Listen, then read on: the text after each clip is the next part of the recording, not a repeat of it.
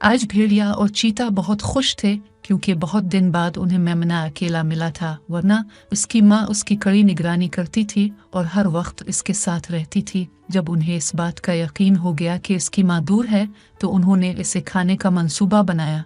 मगर एक मसला था कि यहाँ मेमने का शिकार नहीं हो सकता था क्योंकि इसकी आवाज़ सुनकर यहाँ शेर भी आ सकता था और दूसरे जानवर भी।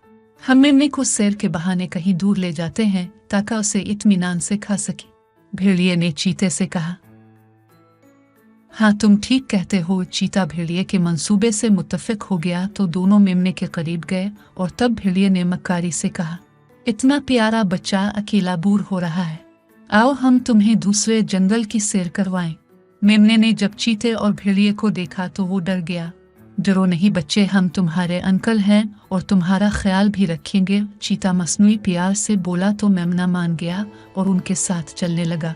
उधर चीते ने सोचा कि किसी तरह भेड़िए को भागा कर मैं इसे अकेला ही खाऊंगा। चुनांचे उसने थोड़ी दूर जाकर भेड़िए को जोरदार टुकर मारकर खाई में गिराने की कोशिश की, मगर जैसे ही चीते ने भेड़िए को धक्का दिया तो भेड़िए ने अपने तेज और नोकीले पंजे इसके जिस्म में गाड़ दिए। फिर दोनों एक दूसरे पर हमला करने लगे और थोड़ी ही देर में दोनों ही गहरी खाई में जा गिरे। मेमना ये देखकर समझ गया कि दुश्मन कभी दोस्त नहीं होता।